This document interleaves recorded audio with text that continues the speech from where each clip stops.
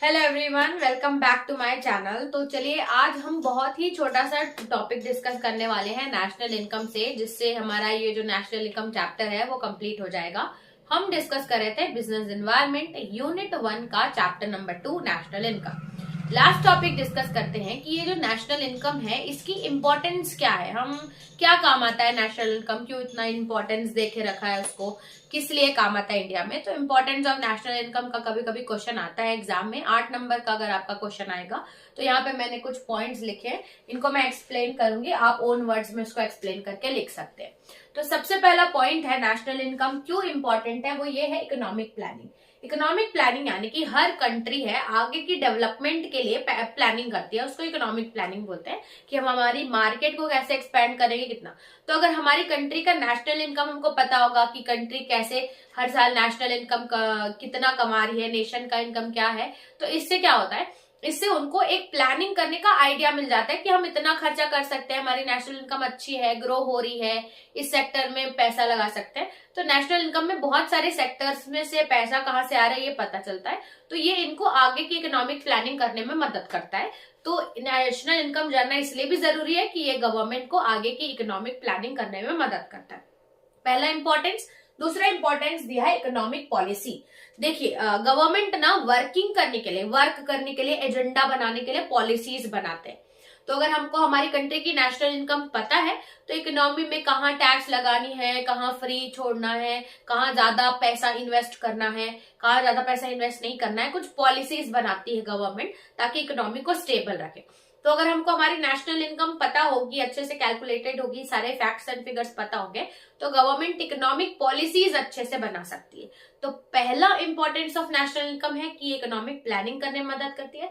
दूसरा है economic policy बनाने के लिए। थर्ड इंपॉर्टेंस देखते हैं, ये इकोनॉमिक स्ट्रक्चर भी बताती है। स्ट्रक्चर यानी कि एक कंट्री को कहाँ ज्यादा पैसा इन्वेस्ट करना है, कहाँ अगर प्राइमरी सेक्टर से पैसा ज्यादा हो रहा है कि इंडस्ट्रियल से हो रहा है, टर्शरी सेक्टर ट्रांसपोर्ट कम्युनिकेशन से ज्यादा पैसा जम रहा है, यानी कि हमारी मार्केट का स्ट्रक्चर क्या है, इन्वेस्टमेंट कहाँ पे सबसे ज्यादा हो रहा है, पैसा कहाँ से जनरेट हो रहा है। तो ये नेशनल इनकम करने से एक कंट्री का इकोनॉमिक स्ट्रक्चर, पैसा जनरेट होने का स्ट्रक्चर भी आइडिया मिलता है। तो ये थर्ड इंपॉर्टेंस है। फिर आता है स्टैंडर्ड ऑफ लिविंग।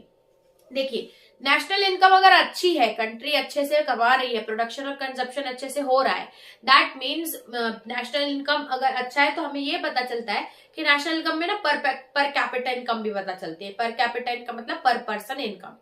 तो नेशनल इनकम अगर अच्छी है तो लोगों की पर पर्सन इनकम भी अच्छी होगी, तभी तो वो गुड्स एंड सर्विसेज पे पैसा लगा रहे। तो अगर लोगों का मनी पर कैपिटा इनकम अच्छा है तो उनका स्टैंडर्ड ऑफ लिविंग भी अच्छा होगा। अगर इनकम इंक्रीज हो रही है, नेशन इनकम यानी कि पर कैपिटा इनकम भी अच्छी है, जिससे लोगों का स्टैंडर्ड ऑफ लिविंग इंप्रूव हो रहा है। अगर जिस कंट्री का स्टैंडर्ड ऑफ लिविंग अच्छा होता है, जिस कंट्री का स्टैंडर्ड ऑफ लिविंग अच्छा होता है, वो कंट्री ग्रोथ के टर्म्स में मानी जाती है कि वो ग्रो कर रही है अच्छे से। तो ये है स्टैंडर्ड ऑफ लिविंग। फिर बताए बजटरी पॉलिसीज।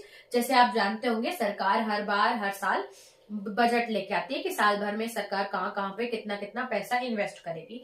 तो अगर नेशनल इनकम उनको पता है अच्छे से, उन्होंने पूरी स्टडी की है क्या कि कहाँ कहाँ पैसा इन्वेस्टेड है, तो ये गवर्नमेंट को बजटरी पॉलिसीज बनाने में भी मदद करता है। तो तीसरा फिफ्थ इंपॉर्टेंस है कि नेशनल इनकम हमको बजटरी पॉलिसी में मदद करता है। फिर distribution of national income. National income अच्छे से पता है तो हमें ये पता चलता है कि डिस्ट्रीब्यूशन ऑफ नेशनल इनकम यानी कि कहाँ कहाँ कौन कौन से सेक्टर से हमारी कंट्री पैसा कमा रही है, तो डिस्ट्रीब्यूशन ऑफ नेशनल इनकम ये भी देखते हैं। और दूसरी बात, डिस्ट्रीब्यूशन ऑफ नेशनल इनकम ये भी बताता है कि ये जो पैसा है नेशनल इनकम, ये कहाँ से आ रहा है, रेंट से, वेजेस से, सैलरी से, प्रोडक्शन से, कहाँ से पैसा जन रहा है। और दूसरी बात हम इसमें ये भी लिख सकते हैं कि जो नेशनल इनकम है हमारी, वो कहाँ कहाँ हम इन्वेस्ट करेंगे आगे कंट्री के ग्रोथ के लिए। फिर नेक्स्ट बात है trends of growth. Trends of growth ये बताता है कि अब पहले जो नेशनल इनकम थी, मान लो कुछ कम थी फिर ज्यादा हो गई, तो इसमें फिर ये लोग स्टडी करते हैं कि ये जो ग्रोथ हुआ इसका ट्रेंड क्या था, कौन से सेक्टर में हमने ज्यादा पैसा लगाया तो ग्रोथ हुआ। तो कहीं ना कहीं ये इकोनॉमी में पॉलिसीज या आइडिया लेने में मदद करता है कि पहले नेशनल इनकम कम थी लेकिन इस साल नेशनल इनकम ज्यादा है, क्यों ज्यादा है, तो उसके पीछे जब रीजन फाइंड करते हैं तो उनको पता चलता है कि उन्होंने इंडस्ट्रीज में ज्यादा इन्वेस्ट किया होगा, या उन्होंने एआई या मार्केट कंप्यूटर टेक्नोलॉजी में ज्यादा इन्वेस्ट किया है, जिससे उनका ग्रोथ हुई है। तो वो ट्रेंड्स ऑफ ग्रोथ जानने में भी मदद करते हैं कि क्यों नेशनल इनकम ग्रोथ हो रही है, कैसे, क्या, कहाँ हमको ज्यादा पैसा लगाना चाहिए। फिर आता है नेशनल एक्सपेंडिचर। देखिए, इनकम पता चल रही है तो इसमें गवर्नमेंट फाइंड आउट कर लेती है कि अगर इनकम इतनी है और इतना हमारा पैसा था तो हमने खर्चा कहाँ कहाँ किया है। तो नेशनल इनकम अगर हमें पता है तो हम ये भी फाइंड करते हैं कि नेशनल एक्सपेंडिचर, कि साल भर में जो हमारा नेशन का खर्चा था वो कौन कौन से सेक्टर में गया। तो ये जो नेशनल इनकम है सिंपली हमको बहुत सारी चीजें जानने में मदद कर देती है, प्लस ये फ्यूचर ग्रोथ में भी हमको मदद करती है, ये भी आप लिख सकते हैं।